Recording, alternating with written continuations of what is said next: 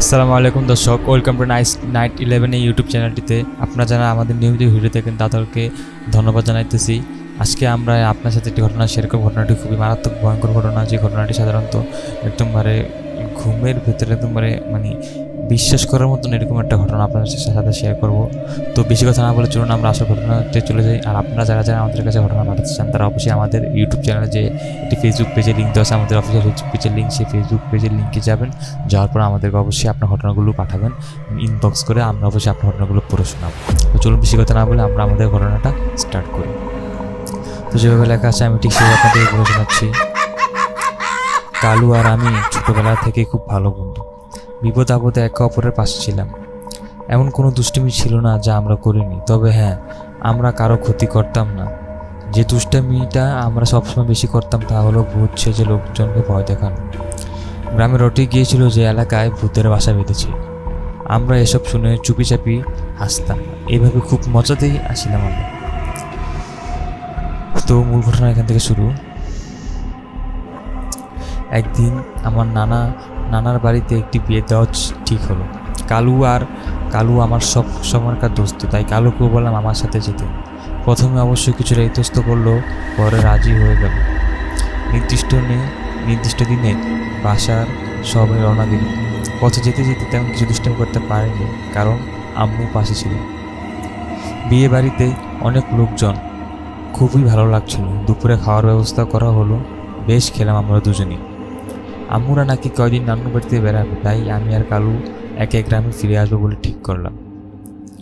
কারণ নানুর বাড়িতে দুষ্টামি করে সুবিধা করা যাবে না।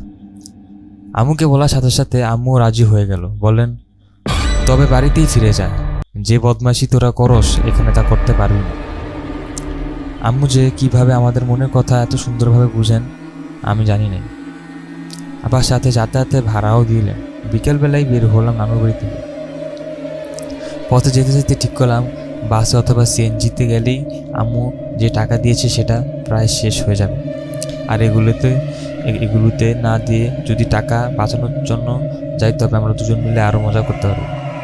আমরা ঠিক করলাম ট্রেনে করেই যাব। টিকিট না কেটে যদি টাকা বাঁচানো যায় তবে তা খেলা শেষ। স্টেশনে যেতে না যেতেই একটা ট্রেন ছেড়ে দিল। ট্রেনে গিয়ে দৌড়েও ধরতে পারলাম না। অফিসে গিয়ে পরের ট্রেনটা কয়েকটা ছাড়বে তা জানতে ছিলাম। লোকটা কিছুক্ষণ আমাদের দিকে চোখ বড় বড় করে তাকিয়ে বলল, টিকিট ছাড়া যাবে তাই না? সমস্যা নাই, তোমাদের মতো থাকতে আমিও টিকিট ছাড়া অনেকবার আসা যাওয়া করেছি। একটু অপেক্ষা করো, সন্ধ্যার পর আরেকটা ট্রেন আসবে, ওইটাতে করেই চলে যেতে পারবা। আমি আর কালু লোকটার ব্যবহারে অবাক হয়ে গেলাম। ভাবলাম টিকিট ছাড়া যাবো, এই কথা শুনেও তিনি হয়তো ঝামেলা করবেন, কিন্তু ঘটল তার বিপরীত। মাগরিবের আজান যেই দিল অমনি একটা ট্রেন আসলো। কাউন্টারে সেই লোকটা এসে বলল, এই যে ট্রেনটা আসছে এটাতে উঠে পড়ো, এটা এক্ষুনি ছেড়ে দেবে। কিছুটা অবাক হলো, আমরা দ্রুত ট্রেনে উঠে পড়লাম। অমনির সাথে সাথে ট্রেন ছেড়ে দিল। বগিটা বেশ খালি ছিল। যে কয়েকজন লোক আছে তার মধ্যে বেশিরভাগই ঝিমাচ্ছিল। সন্ধ্যাবেলাতেই তাদের এইভাবে ঝিমুতে দেখে বেশ অবাক হলাম দুজনে। পাতা না দিয়ে আমি আর কালু খালি একটা সিটে গিয়ে বসলাম। পাশেই যে লোকটা ছিল সে আমাদের দেখে চমকে উঠল, কিন্তু কিছুই বলল না, আবার ঝিমুতে শুরু করলো। ট্রেন বেশ জোরেই চলছিল। জানালাগুলো খোলা ছিল, তাই বাতাস লাগছিল খুব। এমন সময় হঠাৎ করেই পুরো ট্রেনটা ভীষণ জোরে একটা ঝাঁকুনি খেলো। কি হচ্ছে বুঝে ওঠার আগে আমাদের বগিটা সহ আরও কয়েকটি বগি ব্রিজ ভেঙে পানিতে পড়ে গেল।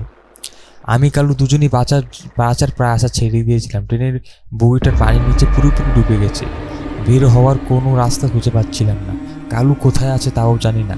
নাকে মুখে পানি ঢুকে বেশ কষ্ট হচ্ছিল, নিঃশ্বাস নিতে পারছিলাম না। আমি মৃত্যুকে খুব কাছ থেকে দেখলাম। এমন সময় আমার চারপাশে অপরিচিত অনেকগুলো মানুষ এসে আমাকে ঘিরে ধরলো। কারো গলা ফুলে চোখ বেরিয়ে যাচ্ছে, কারো নিচের গলা পুরো ফুটে রয়েছে। এক কথায় সবার চেহারা পুরো ভয়াবহ দেখতে লাগছিল। সবাই যেন আমার কানে কানে এসে বলছে, আমরা পানিতে ডুবে ঠিক এইভাবে মরেছিলাম, তারপর থেকে আমাদের এই অবস্থা, তোমারও ওই পরিণতি হবে, মরার জন্য তৈরি হও।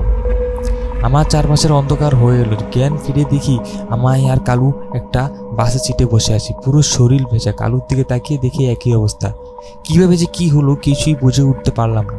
আমরা ছিলাম ট্রেনে, তারপর ট্রেন পানিতে পড়ে গেল, অথচ আমরা এখন বাঁচিলাম কী করে? তবুও মরণের হাত থেকে নিশ্চিত বাঁচতে পেরে দুজনে স্বস্তির নিঃশ্বাস ছাড়লাম। পানির নিচে আমার সাথে যা যা হয়েছিল কালুর মুখে ঠিক একই ঘটনা শুনলাম। এটা কিভাবে সম্ভব? এই দুনিয়ায় সবই সম্ভব। পাশে তাকিয়ে দেখি সেই লোকটা যাকে আমরা ট্রেন স্টেশনের টিকিট কাউন্টারে দেখেছিলাম।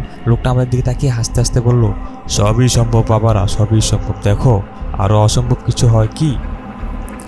আমি আর কালু একে অন্যর দিকে তাকালাম। হঠাৎ ধুম করে একটা শব্দ। আমি যে বাস করে যাচ্ছিলাম আর সেটা আরেকটা বাসের সাথে মুখোমুখি ধাক্কা খেল। আমাদের বাসটা 3টা থেকে 4বার উল্টা পাল্টা খেয়ে খাদে পড়লো। আমার মাথা ফেটে প্রচুর রক্ত বেরোতে লাগলো। পাশে তাকাইতেই কালুকে দেখতে পেলাম। মারাত্মক ভয় পেয়ে দেখলাম কালুর একটা হাত পুরোপুরি কেটে গেছে, তাছাড়া তার মাথাও খুব মারাত্মকভাবে ফেটে যাচ্ছে। কালু শুধু মৃত্যুর যন্ত্রণায় কাতরাচ্ছিল। আমার পায়ের দিক থেকে বেশ কয়েক টুকরা মাংস উঠে গেছিল, অনবরত রক্ত বেড়ে যাচ্ছিল, অসহ্য যন্ত্রণা হচ্ছিল পুরো শরীরে। মনে হচ্ছিল এর থেকে মরে যাওয়া মনে হয় অনেক ভালো। আবার চারপাশ থেকে কারা যেন ঘুরিয়ে ঘুরিয়ে এসে আমাদেরকে ঘিরে ধরলো। কারো মাথা ফেটে মগজ বেরিয়ে আছে, আবার কারো চোখ বোধ হয় বেরিয়ে গেছে, কারো বা হাত পা নেই। এইরকম অবস্থায় এসব দেখে মাথার মধ্যে আরও ভয়ানক ভয়ানক চিন্তা ঢুকে গেল এবং প্রচণ্ড মাথা ব্যথা করতে, যা একদমবারে অসহনীয় অবস্থায় চুকে গেছিল। আমি চোখ খোলার চেষ্টা করলাম, চোখ খোলা ছিল, তারপরও চারপাশটা কেমন যেন অন্ধকারে পরিপূর্ণ হয়ে যাচ্ছিল। আবার আমি শুনতে পেলাম কারা যেন আমার কানে কানে এসে বলছে, ভয় কি জিনিস এবার নিশ্চয়ই বুঝতে পেরেছ। আরও কি যেন বলতেছিল, শুনতে পাইনি। চোখ খুলে দেখি আমি আর কালু পাশাপাশি আমাদের বাসার খাটে শুয়ে আছি। আমাকে চোখ খুলতে দেখে আম্মু রাগে মুখে বলল, এমন ঘুম জীবনও কখনো দেখি নাই। কতক্ষণ ধরে দরজা ধাক্কালাম, দুজন এমনভাবে ঘুমাচ্ছিল যেন শুনতেই পাননি। বাধ্য হয়ে দরজা ভাঙতে হলো। তা ঘুমিয়ে কোনো নরকের ভিতরে হারিয়েছিলেন? আমি আর কালু একে অন্যর দিকে তাকিয়ে বললাম, অনেক ভয়ানক নরক, অনেক ভয়ানক। তো এই বলে সে তার ঘটনাটা শেষ করে।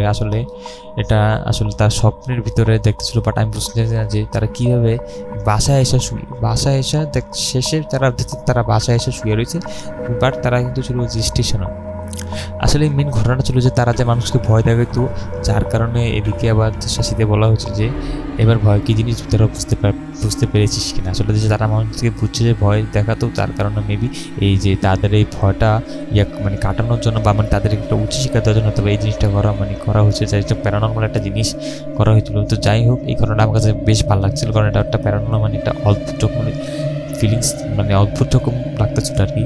তো এই জন্য আপনার কাছে শেয়ার করা। তো আপনারা যারা আমাদেরকে এরকম ধরনের ঘটনা পাঠাতে চান, তারা অবশ্যই দয়া করে আমাদের ইউটিউব চ্যানেলের লিঙ্কে যাবেন। লিঙ্কে যাওয়ার পর দেখবেন যে আমাদের লিঙ্ক দেওয়া আছে ফেসবুক পেজে। আপনি ফেসবুক পেজে যাবেন, যে ইনবক্সে আপনার ঘটনা পাঠাবেন, ইনশাল্লাহ আপনার ঘটনা আমরা পড়ে শোনাবো।